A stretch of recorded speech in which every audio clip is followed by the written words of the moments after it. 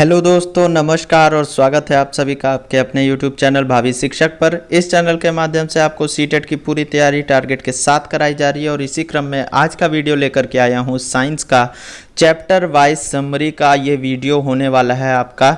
और इस वीडियो में क्लास 6 का चैप्टर नंबर 7 पूरा कवर किया गया है और बढ़िया से आपको एनसीईआरटी में जितने भी पॉइंट्स आपके काम लायक हैं वो चीज़ें मैं लेकर के आया हूँ। इससे पहले हमने क्लास 6 के चैप्टर नंबर 1 से लेकर के 6 तक कवर कर चुका हूं पिछले वीडियोस में। अगर आपने उन वीडियोस को ना देखा हो तो ऊपर आई बटन पे क्लिक करके या नीचे डिस्क्रिप्शन बॉक्स में लिंक दिया है, क्लिक करके उन वीडियोस को ज़रूर देख लीजिए। और ये वीडियो पूरा देख लेने के बाद आप चैप्टर 7 से यानी कि जो चैप्टर है पौधे, ये बहुत ही इंपॉर्टेंट चैप्टर है और इससे जो भी क्वेश्चंस आते हैं वो आपके गलत नहीं होने वाले हैं।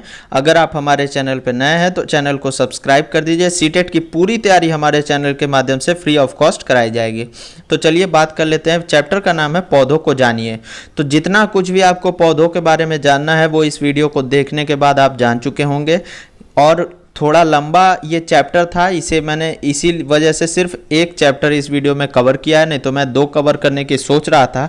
लेकिन लंबा चैप्टर है, लेकिन फिर भी मैंने इमेजेस का बहुत यूज़ किया है इस वीडियो में, तो ध्यान से ज़रूर देखिएगा। जब हम पौधों का परीक्षण करते हैं तो पाते हैं कि कुछ पौधे छोटे होते हैं, कुछ विशालकाय, जबकि कुछ धरती पर धब्बों की तरह दिखाई देते हैं। ये धब्बे जैसे घास को बोला जा रहा है, ठीक है। शाखाएं भूमि के पास तने के आधार से अथवा कुछ ऊंचाई के बाद निकलती हैं। जैसे पेड़ है तो भूमि के पास या तो तने के बीच से निकलती है या फिर कुछ ऊंचाई के बाद से निकलती है, ठीक है। ये कहना चाह रहा है। हम अधिकांश पौधों को 3 समवर्गों में वर्गीकृत कर सकते हैं। जो इतने भी मैक्सिमम पौधे हैं वो इनमें से 3 में से किसी एक में आ जाते हैं, या तो शाख, झाड़ी या वृक्ष।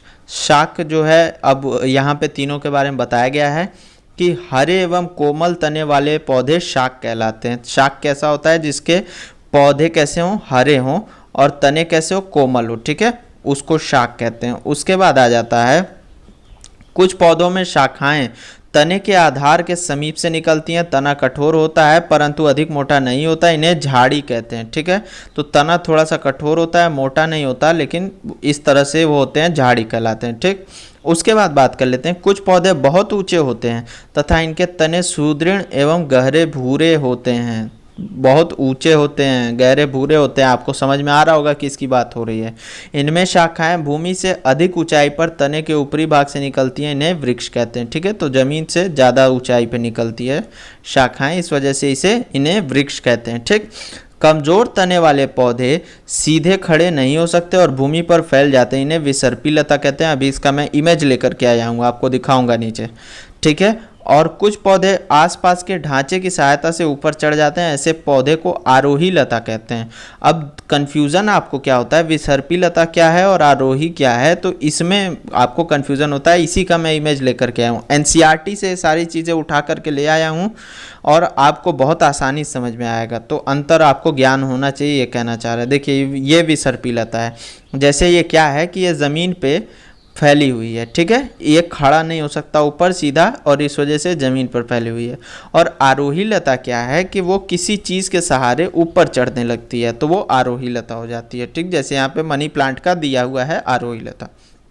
अगला बात कर लेता हूँ, जल तने में ऊपर की ओर चढ़ता है, अर्थात तना जल का संवहन करता है। ये क्रियाकलाप था, उसका मैं निचोड़ निकाल के ले आया हूँ। जैसा कि आपको थंबनेल में दिखाई दिया होगा कि निचोड़ है पूरा एनसीईआरटी का, तो वही मैं निकाल के ले आया हूँ। जल तथा खनिज तने की पतली नलिकाओं द्वारा पत्तियों तथा पौधे के अन्य भागों तक पहुँच जाते हैं, ठीक। यानी कि जल जो है वो ऊपर की ओर जाता है। पत्ती का वह भाग जिसके द्वारा वह तने से जुड़ी होती है पर्णवृंत कहलाता है, ठीक। तो जिस भाग से पत्ती तने से जुड़ी होती है वो पर्णवृंत कहलाता है। अभी पत्ती का भी इमेज लेकर के आया हूँ, आपको दिखाऊंगा। सब चीज़ों के बारे में बताया जाएगा, तने के बारे में, पत्ती के बारे में, जड़ के बारे में, पुष्प के बारे में, सारी चीज़ें बताई जाएंगी। पत्ती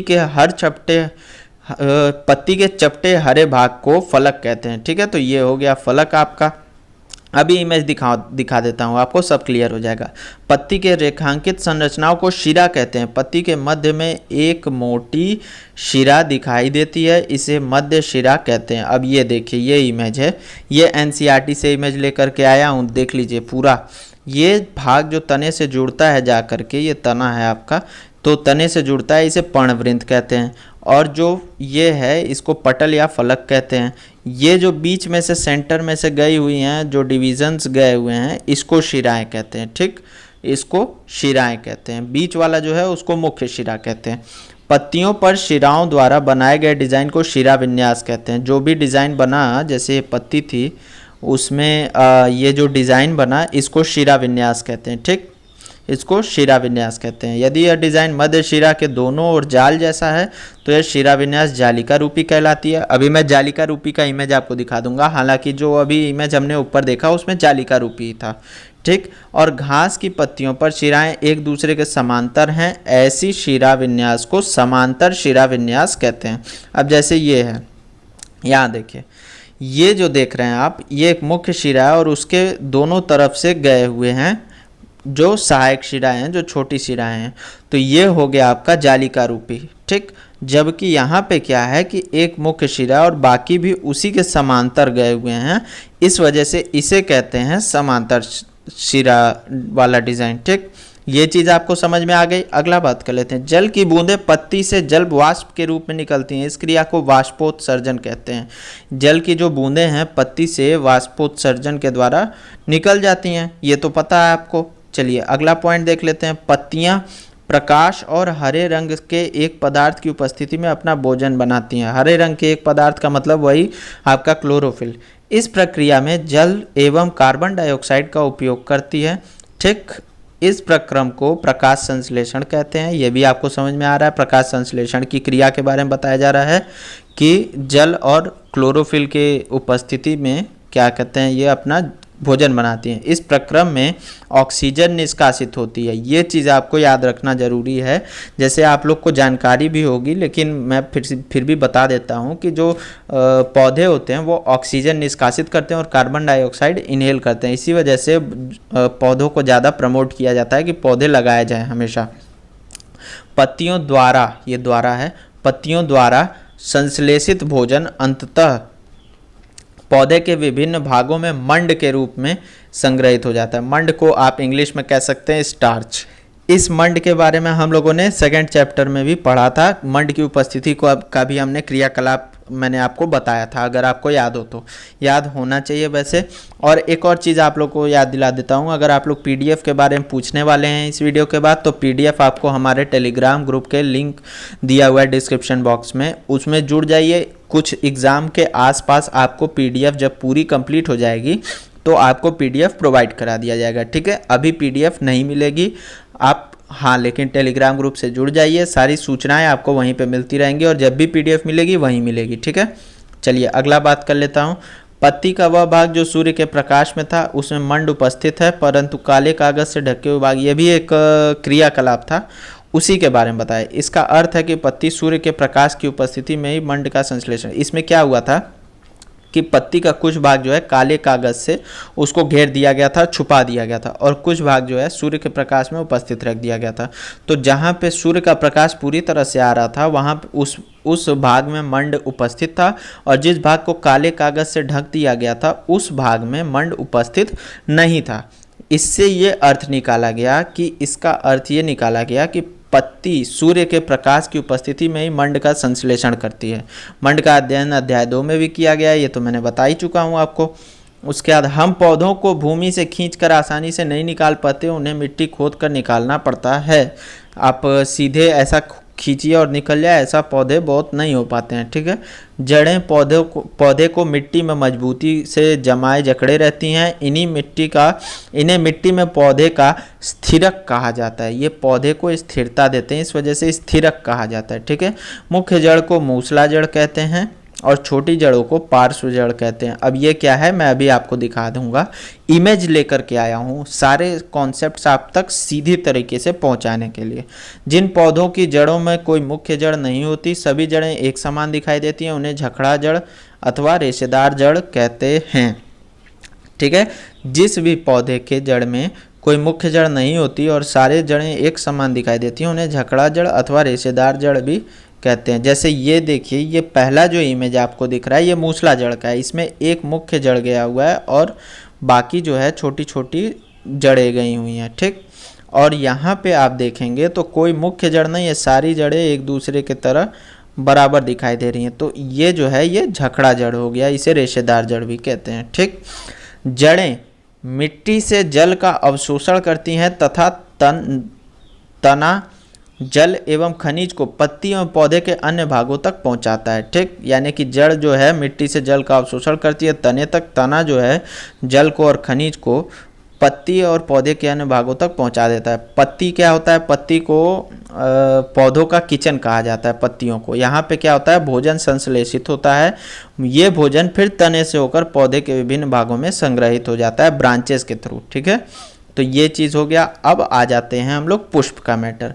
पुष्प के बाहर छोटी पत्ती की भांति दिखाई देती है, उसे हम बाह्य दल कहते हैं, बाह्य दल पुंज भी कहते हैं। देखिए इमेज लेकर के आया हूँ, मैंने कहा एक एक कॉन्सेप्ट के लिए इमेज लेकर के आया हूँ। ये जो छोटा छोटा दिखाई दे रहा है आपको छोटी कली में, ये है आपका बाह्य दल। यही जब फूल खिल जाता है तो ये बाह्य दल यहाँ पे आप देख सकते हैं नीचे यहाँ पे ये छुप जाता है। ठीक है, और जो कलियाँ खिल जाती हैं वो पंखुड़ी बन जाती है। अब आपको पुष्प के केंद्र में स्थित भाग को स्त्री केसर कहते हैं। स्त्री केसर का भी इमेज लेकर के आया हूँ। अंडाशय स्त्री केसर का सबसे निचला एवं फूला हुआ भाग है। ये है आपका अंडाशय, ये स्त्री केसर का है। ये जो लंबा भाग है वर्तिका है, ऊपर जो है वो वर्तिकाग्र होता है और सबसे निचला और फूला हुआ भाग जो है वो अंडाशय होता है। ठीक, स्त्री केसर का।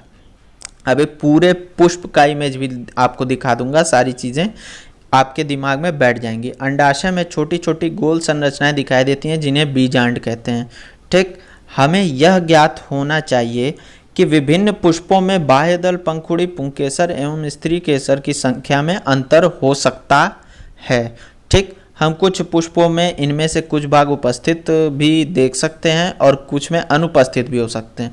ऐसा हो सकता है किसी में कुछ भाग हों और बाकी भाग ना हो, ऐसा भी हो सकता है। ठीक है, जैसा कि ये इमेज आपको एक कंप्लीट पुष्प का इमेज आपको दिखाया जा रहा है। ये है आपका स्त्री केसर, इसी का जो निचला भाग था ये अंडाशय था और ये वर्तिका था, ऊपर वर्तिकाग्र था। यहाँ आप पुंभ केसर देख सकते हैं, ये छोटे छोटे पुंभ केसर हैं। उसके बाद आपको नीचे जो दिखाई दे रहा है ये एरिया है आपका बाह्य दल और सबसे टॉप पे जो है वो है आपका परागकोश। फिर से आप देख लीजिए। ठीक, इसी के साथ दोस्तों आज का वीडियो समाप्त हो गया। वीडियो अच्छा लगा होगा तो लाइक कर दीजिएगा, शेयर कर दीजिए और चैनल को सब्सक्राइब कर दीजिए। सीटेट की पूरी तैयारी हमारे चैनल के माध्यम से फ्री ऑफ कॉस्ट कराई जा रही है। धन्यवाद, जय हिंद।